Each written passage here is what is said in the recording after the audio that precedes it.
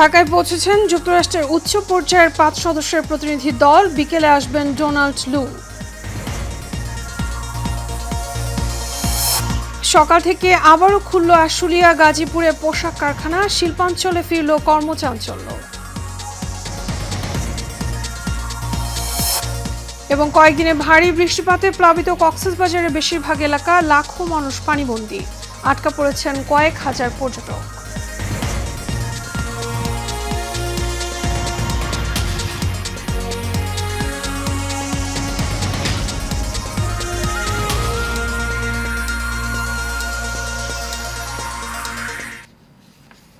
স্বাগত এশিয়ান নিউজে আপনাদের সঙ্গে আছি আমি মিতা মৌসুমী। শুনছিলেন বিআরবি কেবল ইন্ডাস্ট্রিজ লিমিটেড সংবাদ শিরোনাম। এবারে চলে যাব বিস্তারিত সংবাদে। যুক্তরাষ্ট্রে অর্থ দফতরের সহকারী আন্ডার সেক্রেটারি ব্রেন্ট নেইমারের নেতৃত্বে উচ্চ পর্যায়ের ৫ সদস্যের একটি প্রতিনিধি দল ঢাকায় এসেছেন। বিকেলে ঢাকায় আসবেন মার্কিন পররাষ্ট্র দপ্তরের দক্ষিণ এবং মধ্য এশিয়া বিষয়ক অ্যাসিস্ট্যান্ট সেক্রেটারি ডোনাল্ড লু। দিল্লি সফর শেষে ঢাকায় আসবেন তিনি। অন্তর্বর্তী সরকার দায়িত্ব নেওয়ার পর যুক্তরাষ্ট্রের কোনো প্রতিনিধি দলের এটাই প্রথম ঢাকা সফর। বাংলাদেশের সঙ্গে অর্থনৈতিক এবং উন্নয়নমূলক সম্পর্ক জোরদারে গুরুত্ব দেবে ওয়াশিংটন। এছাড়া বাংলাদেশের বর্তমান সংকট উত্তরণের চাহিদাগুলো জানতে চাইবে প্রতিনিধি দল। একই সঙ্গে বিষয়গুলোতে সামনের দিকে কিভাবে সহযোগিতা করা যায় তা নিয়েও আলোচনা হবে। যুক্তরাষ্ট্রের প্রতিনিধি দলের সদস্যরা অন্তর্বর্তী সরকারের প্রধান উপদেষ্টা ডক্টর মোহাম্মদ ইউনূস, পররাষ্ট্র উপদেষ্টা মোহাম্মদ তৌহিদ হোসেন সহ একাধিক উপদেষ্টার সঙ্গে সৌজন্য সাক্ষাৎ করবেন।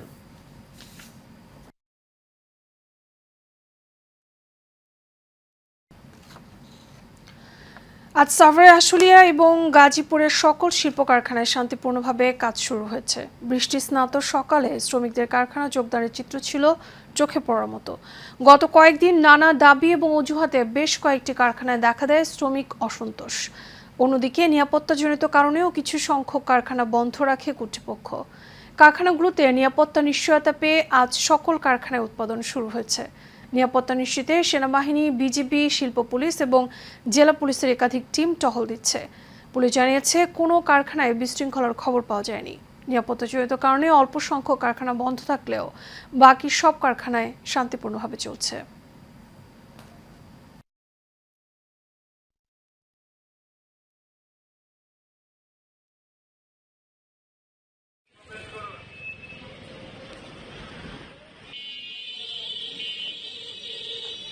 প্রদর্শনপূর্বক গলায় ঝুলিয়ে প্রবেশ করুন। প্রদর্শনপূর্বক গলায় ঝুলিয়ে প্রবেশ করুন। আইডি কার্ড প্রদর্শনপূর্বক প্রবেশ করুন। আবারও বিরতিহীন ভারী বর্ষণে ডুবে গেছে কক্সবাজারের অধিকাংশ নিম্ন এলাকা। প্লাবিত হয়েছে জেলার ৮ উপজেলার প্রায় ২০০ গ্রাম। হোটেল মোটেলে আটকা পড়েছে কয়েক হাজার পর্যটক। কিছু কিছু এলাকায় নেই বিদ্যুৎ এবং মোবাইল ফোনের নেটওয়ার্ক। কক্সবাজার প্রতিনিধি মোহাম্মদ শফিকের প্রতিবেদন, বিস্তারিত জানাচ্ছেন আরভি ইসলাম হিমু। টানা ভারী বৃষ্টির কারণে কক্সবাজার শহরের প্রধান সড়ক সহ অফিস, আদালত এবং ব্যবসা প্রতিষ্ঠানে বৃষ্টির পানি জমে আছে। এছাড়া হাজারো বাড়িঘর পানিতে তলিয়ে গেছে। সড়কের দুপাশের ৫ শতাধিক হোটেল, গেস্ট হাউসে যাতায়াতের অভ্যন্তরীণ 10টি উপসড়কও প্লাবিত হয়েছে। এতে হোটেলে অন্তত ২৫,০০০ পর্যটক আটকা পড়েন। চকরিয়া, পেকুয়া, কুতুবদিয়া, রামু, উখিয়া, টেকনাফ, ঈদগাহ সহ কক্সবাজার সদরের নিম্নাঞ্চলের পানি বৃদ্ধি পাওয়ায় নতুন করে বিভিন্ন গ্রাম প্লাবিত হয়ে ইতোমধ্যে ৮ উপজেলার লক্ষাধিক মানুষ পানিবন্দী হয়ে পড়েছে। এছাড়া বাকখালী এবং মাতামুহুরী নদীর পানি বিপদসীমার ওপর দিয়ে প্রবাহিত হচ্ছে। মানুষজন চলে আসছে। হ্যাঁ, মানুষজন চলে আসে না, এই যে বিভিন্ন জায়গায় যাচ্ছে, ওরা আসছে যে। আপনি যাত্রী নিয়ে আসছেন? হ্যাঁ, আমি যাত্রী নিয়ে আসছি। সিন্নারার জন্য সদর আইছিলাম গতকালকে, ওখানে অবরোধ চলার কারণে মারতে পারছি না। আমার এখানে একটা সমিতি ভাড়া। এদিকে পাহাড় ধস এবং বন্যার আশঙ্কা রয়েছে জানিয়ে সতর্ক বার্তা দিয়েছে আবহাওয়া অধিদপ্তর। মিজান ভাইয়ের একদম স্ত্রী এবং 2টা কন্যা সন্তান, ওরা দুজন একদম স্পট ডেট হয়েছে। আনুমানিক রাত 2টার দিকে হঠাৎ করে পাহাড় ধসে পড়ে। আমরা একটা আওয়াজ শুনতে পাই, তখন আমরা ঘুমন্ত ছিলাম। এলাকার মানুষ যখন চেঁচামেচি করে তখন আমরা ছুটে আসি। বৃষ্টির পর জলাবদ্ধতায় বিপর্যস্ত হয়ে পড়েছে কক্সবাজারের জনজীবন। ভারী বর্ষণে শহরের মানুষের কর্মজীবন অনেকটাই থমকে আছে। আরভি ইসলাম হিমু, এশিয়ান টেলিভিশন। দর্শক, কক্সবাজার থেকে বিষয়ে আরো খবর জানাতে আমাদের সাথে সরাসরি যোগ দিচ্ছেন আমাদের সহকর্মী মোহাম্মদ শফিক। শফিক, কক্সবাজারে জলাবদ্ধতার সবশেষ কি তথ্য আছে আপনার কাছে?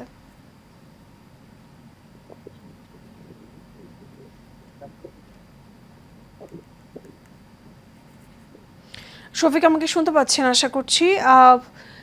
জানতে চাচ্ছিলাম যে কক্সবাজারে জলাবদ্ধতার কি খবর আছে আপনার কাছে সবশেষ? যেমনটা যেটা আসলে জলাবদ্ধতার খবর যদি বলি, কক্সবাজারের যে সবকটির যে উপজেলা আছে সেখানে কিন্তু জলাবদ্ধতা এবং পানিতে থই থই হয়ে জেলার চিত্র রয়েছে।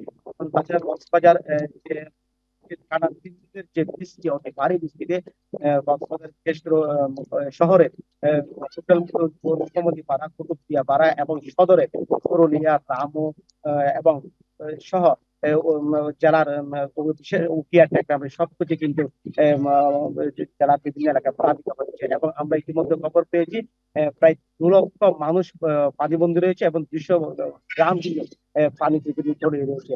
আর এখনই কিন্তু বৃষ্টি হচ্ছে। আমি কিছুক্ষণ আগে আবহাওয়ার সাথে কথা বলেছি, তারা আসলে যেটা জানিয়েছেন যে আজকে বৃষ্টি থাকবে, আগামীকালও বৃষ্টি একটু কমবে এবং পরশুর দিকে হয়তো সেই বৃষ্টি একেবারেই কমে যাবে।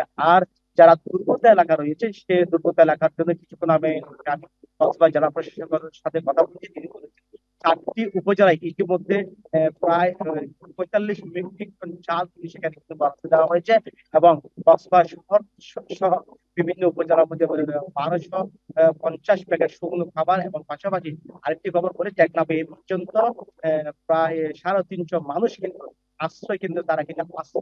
এটা কিন্তু কক্সবাজার জেলা প্রশাসন থেকে নিশ্চিত করেছে। আরেকটা বিষয় যে আমরা দেখেছি যে এই বর্ষার এই বৃষ্টিতে এ ধরনের যে বন্যা মানুষের খুবই দিশেহারা হয়েছে এবং মানুষ কিন্তু আতঙ্ক হয়ে পড়েছে। হয়তো আপনি জানেন যে এই অতি ভারী বৃষ্টিতে গতকাল কিন্তু কক্সবাজারে পাহাড় ধসে 2 পরিবারের 6 জন এবং ধনাত্রীতে একজন 7 জন কিন্তু এখানে আছে। যারা দুর্গত এলাকা।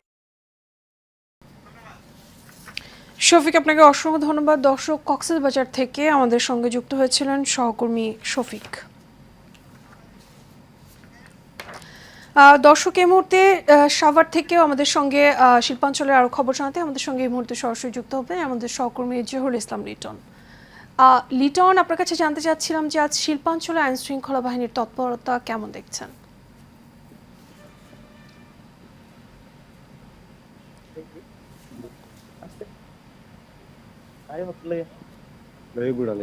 আপনি জানেন যে চলমান যে সহিংসতা রয়েছে সাভারে কিন্তু শিল্পাঞ্চল অধ্যুষিত যে রয়েছে সেই এলাকাটা কিন্তু চলমান যে সহিংসতা আমরা দেখেছি গত বৃহস্পতিবার কিন্তু 221টি কারখানা কিন্তু সাভারে বন্ধ হয়ে গিয়েছিল। সেখান থেকে এসে কিন্তু আজকে কিন্তু এখানে মাত্র ফ্যাক্টরিগুলো কিন্তু খুলে দিয়েছে। যারা রয়েছে তারা কিন্তু আজকে কিন্তু রয়েছে এই বৈরী আবহাওয়ার মধ্যেও আমরা দেখেছি যে এখানে প্রশাসনিক কর্মকর্তা যারা পাশাপাশি যৌথ বাহিনী এবং যে ইন্ডাস্ট্রিয়াল পুলিশ যারা তারা কিন্তু তাদের ভূমিকায় তারা কিন্তু রয়েছে এবং তারা যথেষ্ট শক্ত অবস্থানে থেকে কিন্তু পরিস্থিতি অনেকটা নিয়ন্ত্রণে নিয়ে এসেছেন। তা আমরা জানতে চাচ্ছিলাম যে ইন্ডাস্ট্রিয়াল এসপি হিসেবে যিনি রয়েছেন জনাব আলম, আমরা তার কাছ থেকে জানতে চাচ্ছিলাম যে আমরা যতটুকু জেনেছি যে আপনি বলছিলেন কিছুক্ষণ আগে যে এখনো 52টা ফ্যাক্টরি বন্ধ রয়েছে। আপনাদের যে এই তৎপরতা রয়েছে এই তৎপরতার পরে কিন্তু 221 থেকে এখন মাত্র 52টা ফ্যাক্টরিতে রয়েছেন। এই ফ্যাক্টরিগুলো কি কি কারণে বন্ধ রয়েছে এবং এই ফ্যাক্টরি খোলার বিষয়ে আপনারা কি পদক্ষেপ নিয়েছেন? আমরা মালিকদের সাথে কথা বলছি পর্যায়ক্রমে। এই ফ্যাক্টরিগুলোর মধ্যে অনেকগুলোতে শঙ্কা, বিভিন্ন ধরনের শঙ্কা, তারপর তাদের যে ইন্টারনাল প্রবলেমগুলো সলভ করতে না পারা, এই বিভিন্ন ধরনের কারণের কারণে ফ্যাক্টরিগুলো বন্ধ রয়েছে এখনো। এটা বাহিরের কোনো থ্রেট নাই কিংবা আইনশৃঙ্খলা পরিস্থিতি যে অবনতি বা স্বাভাবিক নেই এই ধরনের কোনো কারণের জন্য বন্ধ নেই। এটা তাদের ইন্টারনাল প্রবলেমের কারণে বন্ধ আছে। আপনারা দেখেছেন আজকে 39টা ফ্যাক্টরি 13 রেখে বন্ধ আছে এবং 13টা ফ্যাক্টরি সাধারণ ছুটি ঘোষণা করা আছে। আপনারা সারাদিনই দেখেছেন সকাল থেকে পর্যন্ত কোথাও কোনো ধরনের সহিংসতা কিংবা কোথাও রোড ব্লক কিংবা ওই রকম রাস্তায় নেমে ভ্যান্ডালিজম করার মতো কোনো ঘটনা চোখে পড়ে পর্যন্ত। আমরা আইনশৃঙ্খলা বাহিনী সদা তৎপর আছি দিনে রাতে এবং কার্যক্রম অব্যাহত আছে এবং অব্যাহত থাকবে। আমরা চাই মালিক শ্রমিক সবাই মিলে একটা পরিবেশ তৈরি করুক, নিজেদের মধ্যে আস্থাহীনতার বিষয়গুলো দূর করুক এবং দাবি দেওয়া যেগুলি যৌক্তিক আছে শুধুমাত্র সেগুলি পূরণ এবং পরস্পরের সাথে যে সম্পর্কটা উন্নয়নের মাধ্যমে আবার ফ্যাক্টরিতে পুরোদমে উৎপাদন চালু হোক, আমরা এই আশা এই চেষ্টা অব্যাহত রেখেছি। ধন্যবাদ। যেমনটি শুনছিলেন যে বলছিলেন যে আজকে যে 52টি ফ্যাক্টরি বন্ধ রয়েছে হয়তো 2-1 দিনের ভিতরে এইগুলোও তারা মালিক পক্ষের সাথে বসে সমাধান করার চেষ্টা করবেন এবং শ্রমিক নেতা এবং শ্রমিক যারা রয়েছে তাদের সাথে বলে এই পরিস্থিতি নিয়ন্ত্রণে আসবে, তাতে আরও 1 থেকে 2 দিন সময় লাগতে পারে এমনটি কিন্তু তিনি বলছিলেন। তো এই ছিল আমার কাছে গার্মেন্টস শিল্পের যে শ্রমিক অসন্তোষ চলছে এর সর্বশেষ তথ্য, আজকের মতো শেষ তথ্য। লিটন, আপনাকে অসংখ্য ধন্যবাদ। দর্শক, সাভার শিল্পাঞ্চলের খবর জানাচ্ছেন আমাদের সহকর্মী জহিরুল ইসলাম লিটন। এ পর্যায়ে আমাদের সঙ্গে গাজীপুর শিল্পাঞ্চল থেকে সরাসরি যুক্ত হচ্ছে আমাদের সহকর্মী আরিফ খান আবির। আবির, গাজীপুরে শিল্পাঞ্চলে আইন শৃঙ্খলা বাহিনীর তৎপরতা কেমন দেখছেন? শুনছিলেন সাভার থেকে লিটন জানাচ্ছিলেন সেখানকার পোশাক কারখানা যে খবরটি আসলে সাভারের মতো কিন্তু গাজীপুরে কিন্তু বেশ কিছুদিন ধরে অস্থিতিশীল হয়ে উঠেছিল এই পোশাক কারখানার যে আপনার চিত্রটি, অর্থাৎ হচ্ছে আপনার কিছু দাবি কিছু অজুহাতে কিন্তু হচ্ছে এই ধরনের অসন্তোষ দেখা দিচ্ছে শ্রমিকদের মাঝে। কিন্তু গত কিছুদিনের অসন্তোষ কিন্তু এখন অনেকটাই কেটে গেছে বলা যায়। অর্থাৎ হচ্ছে গাজীপুরে আজকে সকাল থেকে দেখেছে যে বৃষ্টি চাহত সকাল থেকে কিন্তু হচ্ছে বৃষ্টি উপেক্ষা করে পোশাক কারখানার শ্রমিকরা কিন্তু হচ্ছে তাদের কাজে যোগ দিয়েছেন এবং সেই দিক থেকে কিন্তু হচ্ছে খুব কঠোর ভাবে কিন্তু আইন শৃঙ্খলা যে পরিস্থিতি রয়েছেন আইন শৃঙ্খলা রক্ষাকারী বাহিনী আপনি দেখতে পাচ্ছেন যেখানে জেলা পুলিশের যারা সদস্যরা রয়েছেন তারা আপনার গাজীপুরের গুলশান স্পিনিং মিল কারখানার সামনে অবস্থান নিয়েছেন। অর্থাৎ হচ্ছে এই আশপাশে বেশ কিছু পোশাক কারখানা রয়েছে যাদের নিরাপত্তার জন্য কিন্তু হচ্ছে জেলা পুলিশের সদস্যরা হচ্ছে কাজ করছেন এবং গাজীপুরের যিনি পুলিশ সুপার আবুল কালাম আমাদের সাথে আমাদের কথা হয়েছে তিনি যিনি জানিয়েছিলেন যে অর্থাৎ হচ্ছে সেনাবাহিনীর পাশাপাশি জেলা পুলিশের সদস্যরাও কিন্তু হচ্ছে আপনার এই জায়গাগুলোতে কাজ করছেন। তো সেদিক থেকে কিন্তু শিল্প কারখানার যে আপনার মানে প্রতিনিধিদের সাথে আমাদের কথা হয়েছে তারা বলছিলেন যে পোশাক কারখানার শ্রমিকদের যে দাবি দাবা গুলো ছিল এগুলো আসলে কিন্তু অনেকটা মেনে নেওয়া হয়েছে, যার কারণে কিন্তু অসন্তোষ দেখা দেয়নি। অন্যদিকে কিন্তু জেলা প্রশাসনের পক্ষ থেকে কিন্তু আজ থেকে নির্বাহী ম্যাজিস্ট্রেটগণ মাঠে নামার কথা ছিল, কিন্তু আমরা যতটুকু শুনেছি যে আজকে জেলা প্রশাসকের কার্যালয়ে যিনি নাফিসা আরিফিন ছিলেন তার নেতৃত্বে সভাপতিত্বে কিন্তু একটি আইন শৃঙ্খলা মিটিং চলছে। সেই সভা থেকে কিন্তু পরবর্তী যে নির্দেশনাগুলো হচ্ছে সিদ্ধান্ত বাস্তবায়ন হবে এবং পাশাপাশি সেখানে কিন্তু যোগ দিয়েছেন শিল্প পুলিশ, সেনাবাহিনী, জেলা পুলিশ এবং বিভিন্ন সরকারি দপ্তরের কর্মকর্তারা যারা এখানে সিদ্ধান্ত দিচ্ছেন। অর্থনীতি খাতকে সচল রাখার জন্য কিন্তু কারখানা গুলো হচ্ছে স্বাভাবিক পরিস্থিতি রাখার কোনো বিকল্প কিন্তু নেই। সেদিক থেকে গাজীপুর কিন্তু আজকে বলা যায় যে পোশাক কারখানার অধিকাংশই কিন্তু স্বাভাবিকভাবে কার্যক্রম গুলো চলছে। সেরকম অচল অবস্থা একেবারেই কেটে যাবে বলে আশঙ্কা করছেন এখানকার যারা কর্তৃপক্ষ রয়েছেন। এই ছিল আমার কাছে সর্বশেষ। আবির, আপনাকে অসংখ্য ধন্যবাদ। দর্শক, গাজীপুর শিল্পাঞ্চল থেকে সরাসরি যুক্ত হয়েছিলেন সহকর্মী আরিফ খান আবির।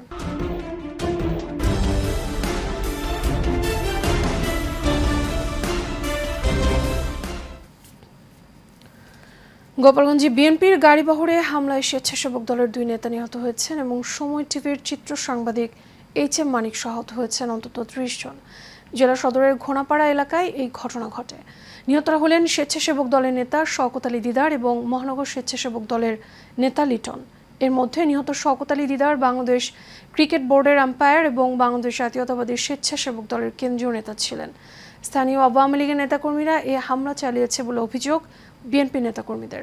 নিহতের বিষয়টি নিশ্চিত করেছেন গোপালগঞ্জ সদর থানা ভারপ্রাপ্ত কর্মকর্তা ওসি মোহাম্মদ আনিসুর রহমান এবং বিএনপির কেন্দ্রীয় নেতা সেলিমুজ্জামান সেলিম।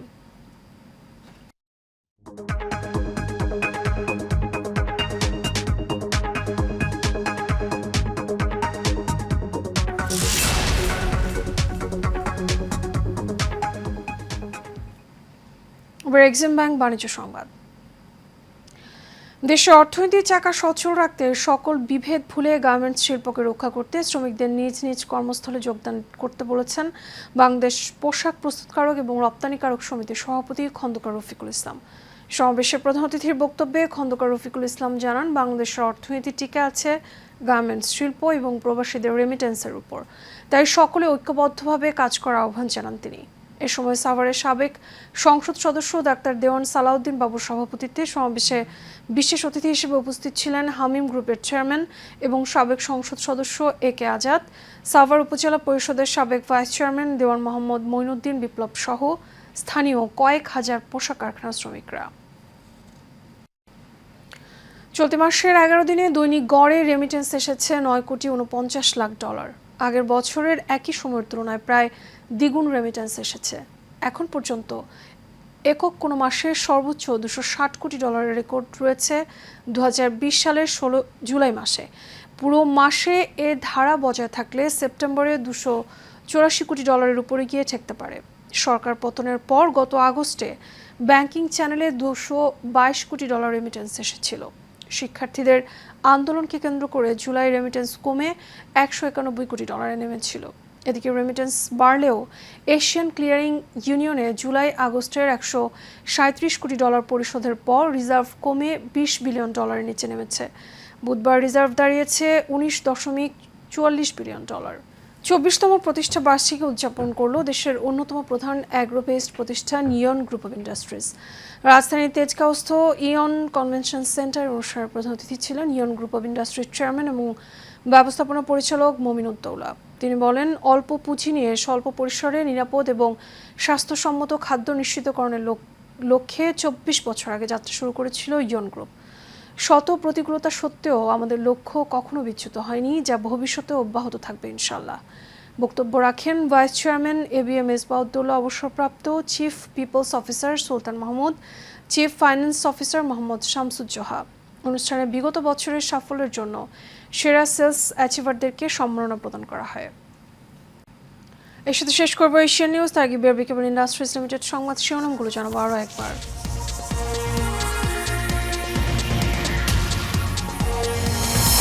ঢাকায় পৌঁছেছেন যুক্তরাষ্ট্রের উচ্চ পর্যায়ের 5 সদস্যের প্রতিনিধি দল। বিকেলে আসবেন ডোনাল্ড লু। সকাল থেকে আবারও খুলল আশুলিয়া গাজীপুরে পোশাক কারখানা। শিল্পাঞ্চলে ফিরল কর্মচাঞ্চল্য।